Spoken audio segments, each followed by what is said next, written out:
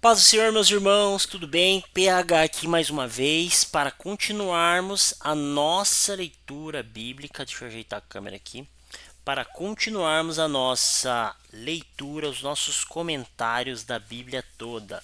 2026, se você nunca leu a Bíblia toda, foi até 2026, porque 2026 vai ser o ano em que você vai ler a palavra de Deus de capa a capa e não só ler, mas você vai entender. Porque antes a Bíblia para você parecia muito um livro falava uma coisa, outro livro falava outra, um livro era chato de ler, outro livro era legal. Mas por quê? Porque você não tinha a ideia de que a Bíblia era uma história completa. Eu estou batendo bastante nessa tecla. E agora, com esses vídeos, eu espero te ajudar você a entender como que é a dinâmica da leitura bíblica, como que você tem que olhar para cada livro e como eles se encaixam entre si. Tá bom? Antes da gente falar dos textos de hoje, eu vou fazer uma retratação aqui, porque no último vídeo eu falei que Sara teve filho com 100 anos, mas na verdade quem tinha 100 anos era Abraão. Sara tinha 90. E mas não deixa de ser um milagre também, com 90, né?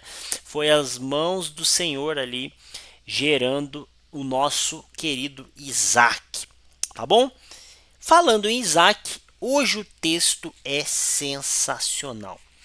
Eu já falei vocês perceberam, devem perceber que desde Gênesis 1, Gênesis 3, na verdade eu já estou falando que toda a Bíblia ela já aponta para promessas de Jesus. Esse livro todo aqui é um livro sobre Jesus. E você sempre tem alguns apontamentos, você sempre tem algumas tipologias de Cristo. Vou dar só um exemplo de alguns que a gente já viu aqui. Gênesis 3,15, quando fala do descendente da mulher, vai esmagar a cabeça da serpente. A figura de Melquisedeque. A figura do anjo do Senhor. Aquele que conversou com Abraão. Aquele que andava no jardim. Então você tem muitas. Só que o povo judeu, o povo da época, né? Nem poder chamar do povo judeu, mas o povo hebreu, os descendentes aqui, é, dessa época eles não faziam ideia, porque a revelação estava apenas começando, tá? E agora a gente vai ver uma cena desse grande filme, dessa grande história da redenção, que é melhor que Netflix, diga de passagem, né? Hoje uma irmã me mandou um feedback do vídeo que eu fiquei feliz, porque ela falou assim, olha, tá melhor que Netflix, e realmente a palavra de Deus é muito melhor que Netflix, que HBO, que qualquer streaming, que qualquer série. E o que, que a palavra de Deus diz? Deixa eu ligar a iluminação aqui. O que, que a palavra de Deus diz em Gênesis 22? Vamos acompanhar essa história, porque essa história é sensacional. Mas no momento que ela é ao mesmo tempo que ela é sensacional, ela é uma história terrível. Porque olha o que Deus diz para Abraão. Deus fala para Abraão o seguinte: Abraão responde: eis-me aqui. Vamos começar com essa intimidade, né? Deus simplesmente chega para Abraão e fala: Abraão, quero falar contigo. Abraão, eis-me aqui, meu senhor. Intimidade.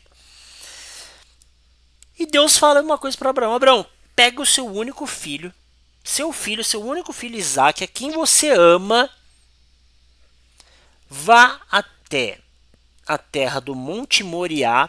Olha um monte que apareceu na história, muito importante, tá? Monte Moriá.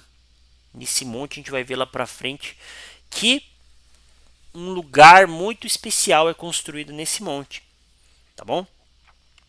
E ele fala: pega o seu filho, vá ao Monte Moriá e ofereça-o em holocausto sobre um dos montes que eu lhe mostrar. Tá, pera, Deus, vamos devagar.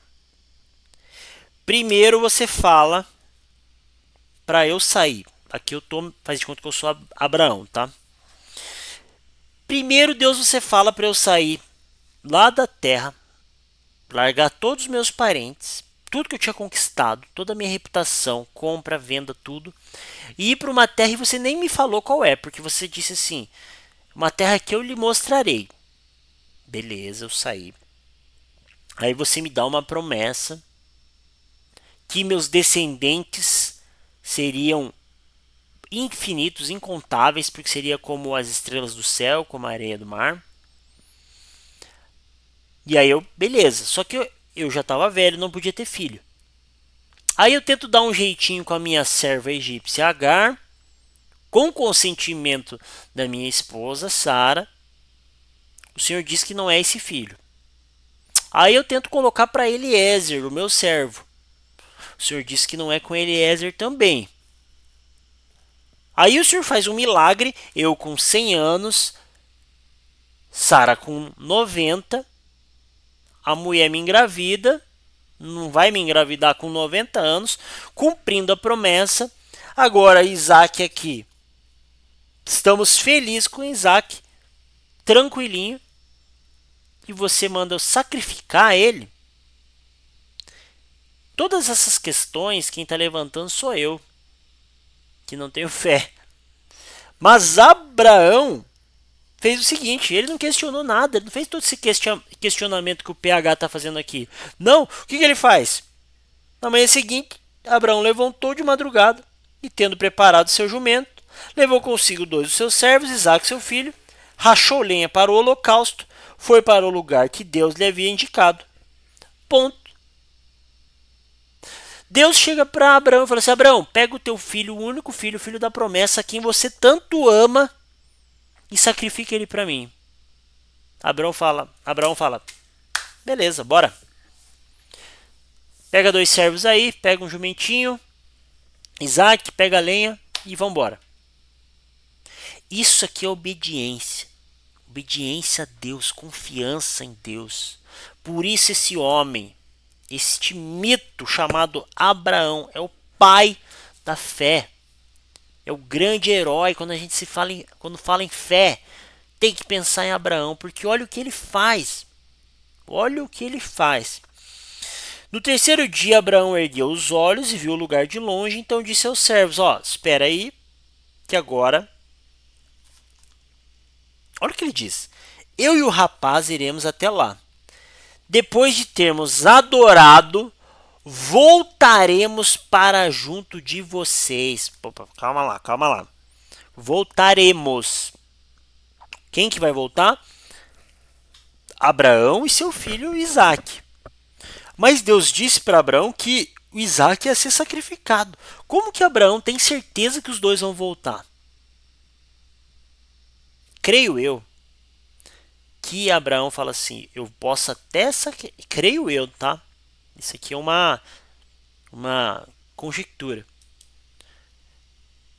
Eu posso até matar o meu filho, mas eu tenho certeza que o Senhor vai ressuscitar. Por quê? O Senhor disse que Isaac seria o filho da promessa. E eu sei que o Senhor não mente. Então, se ele está me mandando lá para fazer isso, alguma coisa vai acontecer e eu vou voltar com Isaac, porque Deus falou que Isaac era o filho da promessa. E Abraão vai. Olha que história! Isso aqui é muito bom, a Bíblia é maravilhosa. Como que você não tem como não se empolgar com uma história dessa da Bíblia? Agora aqui, meia-noite e 49 hora que eu tô gravando esse vídeo. E eu tô empolgado demais, porque olha que história impressionante. Olha a confiança de Abraão. Abraão pegou a lenha do holocausto e colocou sobre Isaac. Eu preciso até grifar isso aqui, sobre Isaac. Grifem as suas Bíblias, meus irmãos. Não tenham dó, tá? Risquem, grifem, sem dó. Isaac subiu a montanha carregando uma lenha nas costas. Madeira, subindo, levando, carregando madeira, carregando lenha. Te lembra alguma coisa?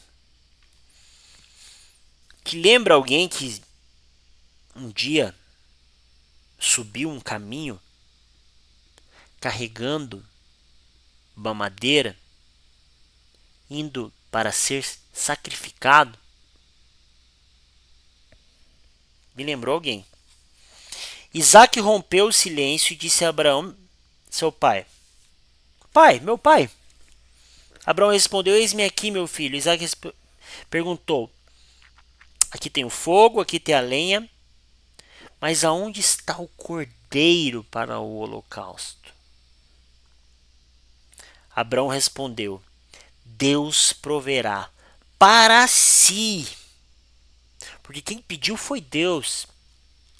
Quem estava se importando, cuidando de tudo era Deus. Então Deus está pedindo para ele mesmo. Ó, quem vai prover é Deus, e Deus vai prover para ele mesmo, para si, o cordeiro para o holocausto, meu filho. Olha a confiança de Abraão. Porque Deus falou que quem seria sacrificado era o filho, e ele está falando: Deus vai prover o cordeiro. Irmãos, é muito forte esse texto, sério. Esse texto eu tenho que segurar para não chorar enquanto eu estou falando com vocês, porque é muitas referências. Chegaram ao lugar que Deus lhe havia indicado. Abraão fez o altar, tudo bonitinho, e estendendo a mão, pegou a faca para sacrificar seu filho, provavelmente para degolá-lo. Mas do céu o anjo do Senhor chamou: Abraão, Abraão! Ele respondeu: Eis-me aqui. Não estenda a mão sobre o menino, não faça nada com ele, pois agora sei que você teme a Deus, porque não me negou o seu único filho. Abraão é um exemplo de confiança em Deus. Ele sabia que Isaac era o filho da promessa. Ele sabia que Deus poderia fazer algo nos segundos em que a faca estava em punho até descer no corpo do menino. E Deus fez exatamente isso. Meus irmãos, se vocês precisam confiar em Deus, olhar para Abraão é um bom caminho. É um ótimo caminho olhar para esse herói da fé. E Abraão ergueu os olhos e viu atrás de si um carneiro preso pelos chifres entre os arbustos. Olha uma prefiguração de Cristo. Quem se sacrifica é o cordeiro. O cordeiro, o carneiro ali, não é Isaac. Isaac carregou aquelas madeiras até em cima para que ele fosse sacrificado. Mas quem se sacrifica no lugar de Isaac é um cordeiro, é uma ovelha, é um carneiro. Quem que é conhecido como Cordeiro Santo, que se sacrificou no lugar não só de um, mas de muitos? A Bíblia, meu irmão, de Gênesis a Apocalipse, fala de Jesus. Tá lá, tá aqui, tá escrito. Então, essa é a história de Gênesis 22. E aí Deus reforça a promessa: porque você fez isso e não me negou seu filho, seu único filho, juro por mim mesmo, diz o Senhor, que certamente o abençoarei e multiplicarei a sua descendência como as estrelas do céu, como a areia que está na praia do mar. Sua descendência serão benditas todas as nações da terra. Todas as nações. Se nós fomos alcançados aqui, foi por conta de Abraão. Porque Abraão creu, isso lhe foi imputado justiça. De Abraão veio a sua geração, sua descendência, veio uma nação. E quando eu digo de Abraão, né? Não que a nossa salvação, o responsável principal é Abraão. Obviamente, o responsável principal é Jesus. Mas Abraão foi um dos homens, um dos pilares da grande história da redenção, simplesmente porque ele creu. Como já falamos alguns textos, alguns vídeos atrás, por ele crer, lhe foi imputado justiça. E aqui ele creu mais uma vez nas promessas do Senhor. Tá bom, meus irmãos? Vamos continuar, né? Falei muito aqui só dessa história, mas aqui um personagem dos personagens principais vai deixar a nossa história, que é a dona Sara. Sara viveu 120 anos e morreu. Ela foi sepultada. Abraão consegue um lugar para sepultar a sua esposa, não só sua esposa, mas vai ser um lugar onde a sua descendência ali vai ter um terreno, um lugar para poder sepultar a sua descendência. Ele compra esse terreno, ele tem muita credibilidade, eles querem dar para Abraão, mas Abraão fala: não, eu faço questão de pagar por um lugar para que a gente possa sepultar. E ali no 24 acontece uma coisa, porque Abraão já está velhinho, ele já perdeu a sua esposa, ele já provou a sua fé, apesar de ele cometer os seus vacilos, né, os seus pecados, aquela mentira lá no Egito, que a Bíblia fala, aquela mentira para Abimeleque, de tentar se deitar com Agar, tentar resolver do jeito dele. Abraão é um homem de Deus. Um homem de Deus. E Abraão já está velhinho e ele dá a sua última ordem assim essencial, que é: o meu filho Isaque não pode casar com uma mulher cananeia. Aí você pensa assim: tá, PH, mas Canaã, os cananeus, não é a terra prometida? É. Geograficamente, aquela terra é a terra que o Senhor escolheu para Abraão. Mas aquela terra estava misturada com muitos povos. Muitos povos. A gente vai ver lá na frente, lá em Josué, que ele vai ter que fazer uma limpa nessa terra para eles poderem entrar. E Abraão não quer que o seu filho case com uma cananeia, com alguém ímpio. Isso é uma lógica da Bíblia toda. Não existe casamento entre um ímpio e entre o povo de Deus. Não existe. Isso é toda a Bíblia, você vai ver, tá? Deus até desfazer casamentos por conta disso. Lá uns livros lá para frente a gente vai ver algumas histórias assim. Mas aqui Deus fala assim para o seu servo: olha, vai lá. Você leu a história, eu não vou ler, é um capítulo bem longo, né? É o 24, capítulo 24, vai até o versículo 67. Mas basicamente o que esse texto diz? Fala para o servo de Abraão ir lá com os seus parentes. Então ele vai lá para a região aonde Abraão morava. Nessa região onde tem seus parentes, ele encontra, olha só falando da descendência, né? Passadas essas coisas, foram dizer a Abraão que Milca também tinha dado à luz a filhos a Naor. Quem que é Milca? É esposa de Naor, e Naor é irmão de Abraão. Então, vai falando o nome dos filhos e tal. Milca deu esses 8 filhos a Naor, irmãos de Abraão. Então, tem uma grande descendência lá. E Milca dá à luz a um filho, esse filho dá à luz a Rebeca. Então, se você for ver na história, Rebeca é sobrinha. Eu achava que era prima. Olha como é bom você fazer várias leituras. Mas Rebeca, na genealogia ali, é sobrinha de Isaac. Lembrando que a revelação é progressiva. Então, naquela época ainda era normal, né, os parentes estar se relacionando e casando entre si.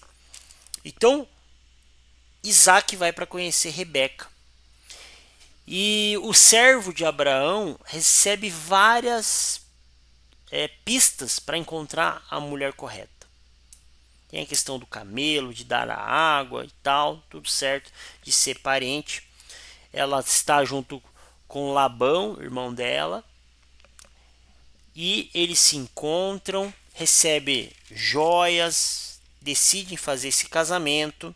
O servo glorifica ao Senhor por ter encontrado uma mulher que fazia parte do povo de Deus. E vou ler lá, adiantando a história, né, que eu tenho certeza que você leu aí na sua leitura bíblica.